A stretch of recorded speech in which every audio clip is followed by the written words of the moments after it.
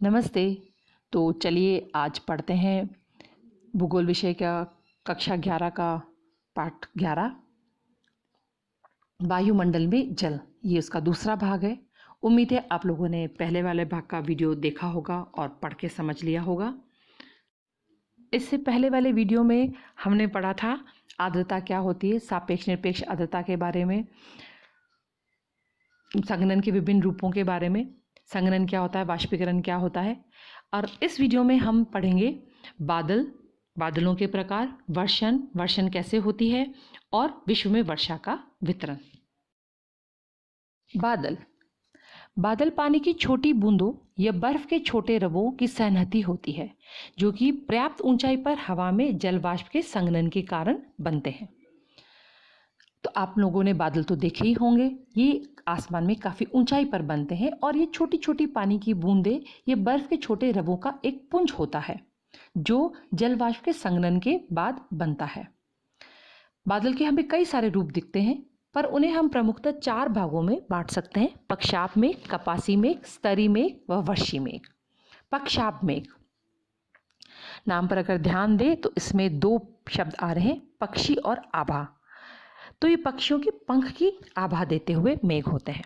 पक्षाप मेघ का निर्माण 8000 से 12000 मीटर की ऊंचाई पर होता है वायुमंडल में। ये पतले और बिखरे हुए बादल होते हैं, जैसा कि आप चित्र में देख सकते हैं, जो पंख के समान प्रतीत होते हैं। ये हमेशा सफेद रंग के होते हैं। कपासी मेघ, कपास यानी रुई, कपासी मेघ रुई के समान दिखते हैं। ये प्राय 4000 से 7000 मीटर की ऊंचाई पर बनते हैं, यानी स्तरी मेघ से तो नीचे होते हैं। ये छितरे और इधर उधर बिखरे हुए देखे जा सकते हैं। ये चपटे आधार वाले होते हैं, नीचे से चपटे और ऊपर से रुई की तरह फैले हुए, जो कि कई विभिन्न आकृतियों में, सुंदर आकृतियों में नजर आते हैं। स्तरी मेघ, स्तर होते हैं, उनमें परत होती है। ये परतदार बादल होते हैं जो कि आकाश में बहुत बड़े भाग पर फैले होते हैं। पूरा आसमान इनसे ढका हुआ सा दिखता है। ये बादल सामान्यतः या तो ऊष्मा के ह्रास यानी कि तापमान के तेजी से कम होने के कारण या भिन्न तापमानों पर हवा के आपस में मिश्रण होने से बनते हैं। वर्षी मेघ है ना, जिससे बारिश होती है, जिसको हम देख के ही कह देते हैं कि इससे तो खूब बारिश होगी। काले काले बादल। वर्षा में काले या गहरे सलेटी रंग के होते हैं। ये मध्य स्तरों या पृथ्वी की सतह के काफ़ी नज़दीक बनते हैं। ये सूर्य की किरणों के लिए अपारदर्शी होते हैं। जब ये बादल आते हैं तो अंधेरा सा होने लगता है, सूर्य की किरणें इन्हें पार करके हम तक नहीं पहुंच पाती है। वर्षा में एक मोटे जलवाष्प की आकृति विहीन सन्निधि होती है। इनमें हमें कोई, जैसे हमें कपासी मेघ में कई आकृतियां दिखती है, वैसे इनमें हमें आकृतियां नजर नहीं आती। तो ये 4 प्रमुख तरह के बादल थे। अब आसमान में इन चारों के मिले जुले स्वरूप भी दिखाई देते हैं। ये 4 मूल रूपों के बादल मिलकर निम्नलिखित रूपों के बादलों का निर्माण करते हैं। ऊंचे बादल जो बहुत ऊंचाई पर दिखते हैं वो पक्षाप, पक्षाप स्तरी, पक्षाप कपासी। मध्यम ऊंचाई पर दिखाई देते हैं स्तरी मध्य या कपासी मध्य। कम ऊंचाई पर स्तरी कपासी, स्तरी वर्षी मेघ एवं कपासी मेघ, कई तरह के मेघ का मिश्रण नजर आता है। वर्षण यानी वर्षा, बारिश। हवा में लगातार संघनन की प्रक्रिया संघनित कणों के आकार को बड़ा करने में मदद करती है। संघनन की प्रक्रिया के बारे में आप पहले पढ़ चुके हैं। तो ऊंचाई पर जहाँ संघनन की प्रक्रिया होती है तो पानी की छोटी छोटी बूंदें बनती है और ये धीरे धीरे बड़ी होने लगती है। जब हवा का प्रतिरोध गुरुत्वाकर्षण बल के विरुद्ध उनको रोकने में असफल हो जाता है तब ये पृथ्वी सतह पर गिरते हैं। हवा इन पानी की बूंदों को नीचे गिरने का प्रतिरोध करती है।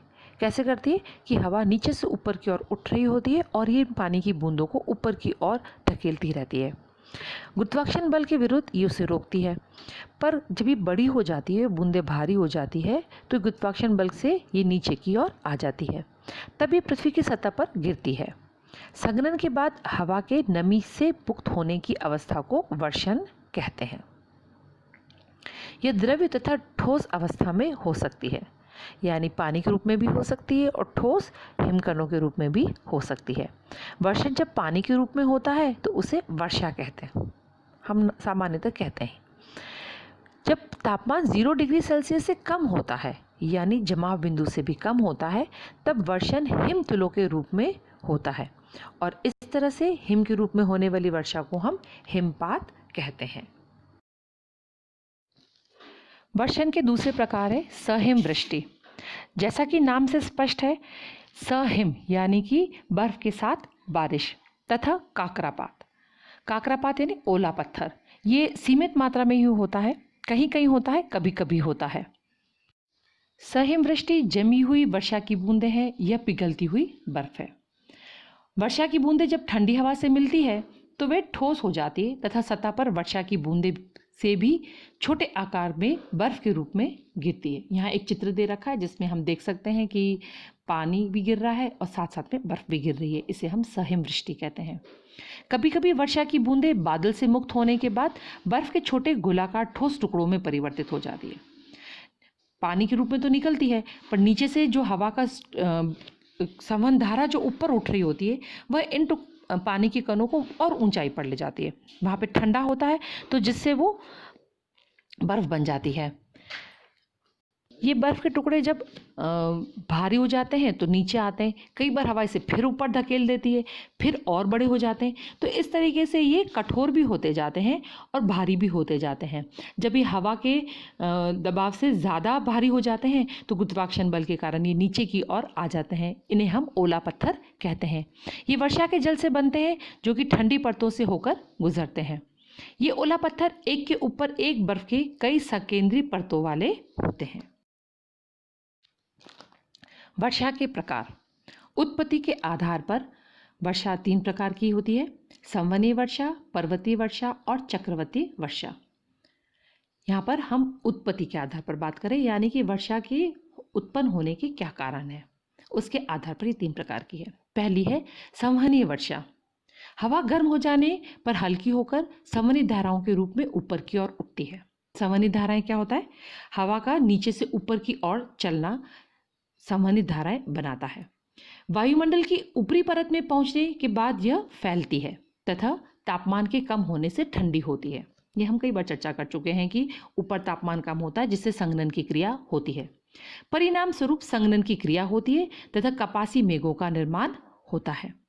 गरज तथा बिजली कड़कने के साथ मूसलाधार वर्षा होती है, लेकिन यह बहुत लंबे समय तक नहीं रहती। इस प्रकार की वर्षा गर्मियों में प्राय होती है। यह विषुवतीय क्षेत्र तथा खासकर उत्तरी गोलार्ध के महाद्वीपों के भीतरी भाग में प्राय होती है। विषुवत रेखीय क्षेत्र में बहुत गर्मी होती है, दिन भर वहाँ पे बहुत अधिक तापमान होते हैं जिससे कि वाष्पीकरण होता है और गर्म आर्द्र हवाएं गर्म होने के बाद फैलती है और ऊपर की ओर उठती है। ऊपर ठंडी हो जाती है, संघनन की क्रिया होती है, बादलों का निर्माण होता है और फिर बारिश होती है। तो विषुवत रेखीय क्षेत्र में ऐसी वर्षा ज़्यादातर प्रतिदिन होती।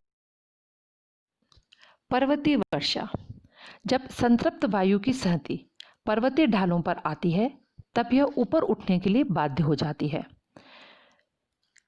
ऊपर की ओर तापमान गिर जाता है तथा आर्द्रता संघनित हो जाती है एवं वर्षा होने लगती है। यहाँ एक चित्र दे रखा है। पर्वत की एक तरफ से हवा आ रही है, वो शायद हो सकता है समुद्र से आ रही हो जिसमें खूब सारी आर्द्रता है।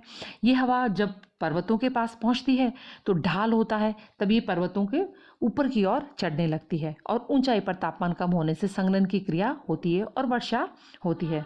इस प्रकार की वर्षा का मुख्य गुण है कि पवनाभिमुखी ढाल पर सबसे अधिक वर्षा होती है। पवनामुखी ढाल कौन सा है? जो पवन के सामने की ओर है, और उसके पीछे वाला जो ढाल है वो वृष्टि छाया प्रदेश कहलाता है। इस भाग में वर्षा होने के बाद ये हवाएं जब दूसरे ढाल पर पहुंचती है तो ऊपर से नीचे की ओर उतरती है और उनका तापमान बढ़ जाता है। तब उनकी आर्द्रता ग्रहण करने की क्षमता बढ़ जाती है, गर्म हो जाती है तो तापमान आर्द्रता ग्रहण करने की उनकी क्षमता बढ़ जाती है और इस प्रकार प्रतिपवन ढाल सूखे तथा वर्षा विहीन रहते हैं। तो इस क्षेत्र को जहाँ पर वर्षा नहीं होती उन्हें वृष्टि छाया क्षेत्र कहा जाता है। और तीसरी प्रकार की वर्षा है चक्रवातीय वर्षा, जिसे हम फ्रंटल वर्षा भी कहते हैं। इसके बारे में पहले भी आपने वीडियोस देखे होंगे, उसके बारे में पढ़ा होगा, पर थोड़ा सा हम यहाँ फिर एक बार चर्चा कर लेते हैं कि चक्रवाती वर्षा किसी चक्रवात या अवदाब के साथ होने वाली वर्षा है। चक्रवात क्या होता है इसके बारे में आप विस्तार से पहले पढ़ चुके हैं। फिर भी थोड़ा सा बता देती हूँ कि जब गर्म और ठंडी दो हवाएं आपस में मिलती है तो उनके बीच में वाताग्र बनता है और गर्म हवाएं ऊपर की ओर उठने लगती है और ये वर्षा करती है। किसी ठंडी वायु राशि के ऊपर अपेक्षाकृत गर्म एवं आर्द्र वायु राशि के प्रवाहित होने पर आर्द्र वायु के संघनन से चक्रवाती वर्षा होती है। यहाँ चित्र में भी बता रखा है, हम देख सकते हैं कि एक उष्ण वाताग्र है जिसके सारे गर्म हवाएं ऊपर उठ रही है। ये हवाएं आर्द्रता लिए हुए है जो कि वर्षा करती है। शीतोष्ण कटिबंध में अधिकांश वर्षा चक्रवातों से ही होती है। संसार में वर्षा का वितरण। वर्षा के वितरण को लेकर के कुछ सामान्य बातें हैं। एक साल में पृथ्वी की सतह पर अलग अलग भागों में होने वाली वर्षा की मात्रा भिन्न भिन्न होती है। यानी विश्व में सभी भागों में वर्षा की मात्रा एक समान नहीं होती। कुछ क्षेत्रों में सामान्य वर्षा होती है, कुछ में बहुत अधिक, तो कहीं पर कुछ कम भी होती है, बहुत कम भी होती है और अलग अलग मौसमों में भी होती है। जैसे हमारे यहाँ वर्षा गर्मियों के बाद होती है, विश्व में कुछ क्षेत्र ऐसे हैं जहाँ सर्दियों में होती है या अलग अलग मौसमों में होती है। सामान्यतः विषुवत वृत्त से ध्रुवों की ओर वर्षा की मात्रा घटती जाती है। 0 डिग्री से अगर हम आगे की ओर बढ़ेंगे ध्रुवों की तरफ तो वर्षा की मात्रा कम होती रहती है, चाहे हम दक्षिणी ध्रुव की तरफ जा रहे हैं, चाहे हम उत्तरी ध्रुव की तरफ जा रहे हों। विश्व में तटीय क्षेत्रों में भीतरी भागों की अपेक्षा अधिक वर्षा होती है क्योंकि समुद्र के पास होते हैं, समुद्र से वाष्पीकरण अधिक होता है तो इन क्षेत्रों में बारिश ज़्यादा होती है। इसी तरह से विश्व के स्थलीय भागों की अपेक्षा महासागरों के ऊपर अधिक वर्षा होती है क्योंकि यहाँ वाष्पीकरण की क्रिया लगातार होती रहती है।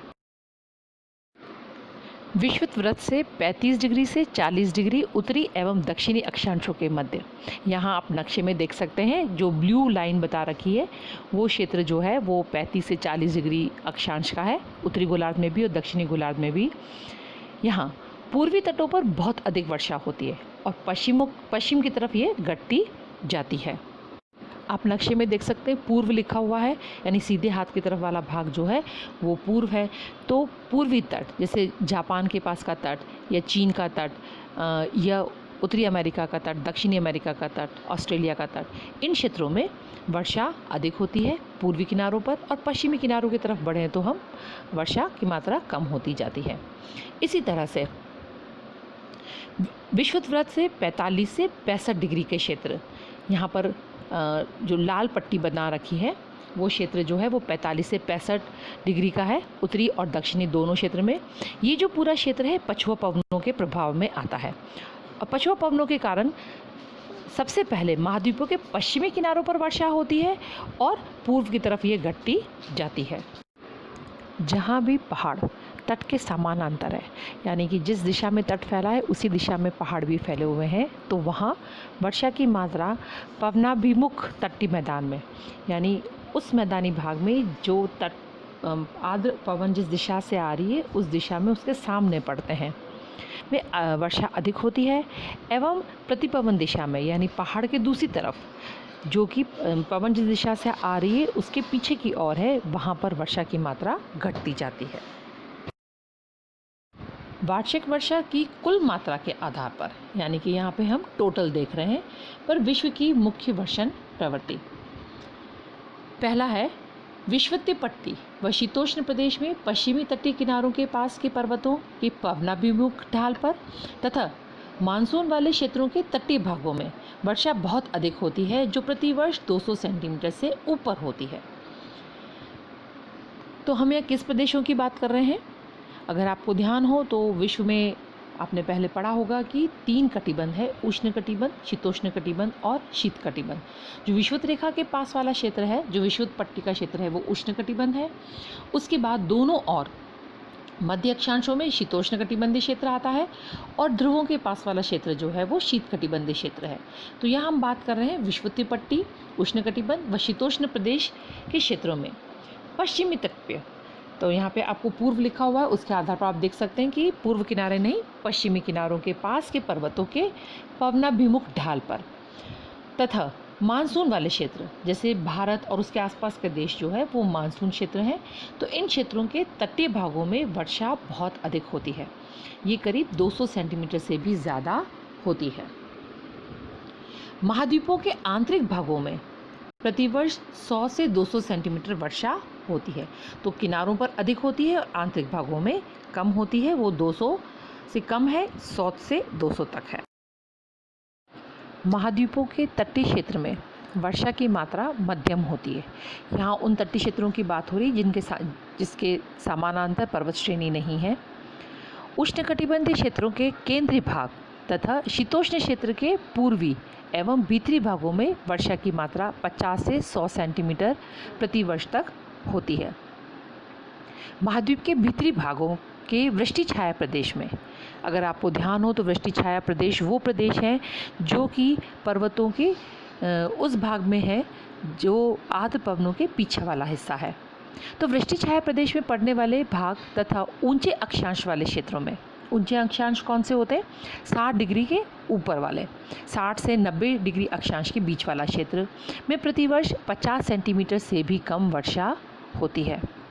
कुछ क्षेत्र जैसे विषुवतीय पट्टी यानी विषुवत रेखा के दोनों ओर 5 से 10 डिग्री क्षेत्र एवं ठंडे समशीतोष्ण प्रदेशों में वर्ष भर वर्षा होती रहती है। उम्मीद है आपको आज का पाठ समझ में आ गया होगा।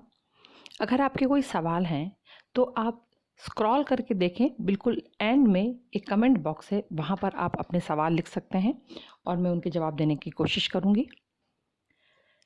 साथ में ये भी ज़रूर बताएं कि आज का पाठ आपको कैसा लगा, ताकि और कोई सुझाव है तो दें, ताकि आगे आने वाली वीडियोज़ में हम और बेहतर काम कर सकें। Thank you. Have a nice day.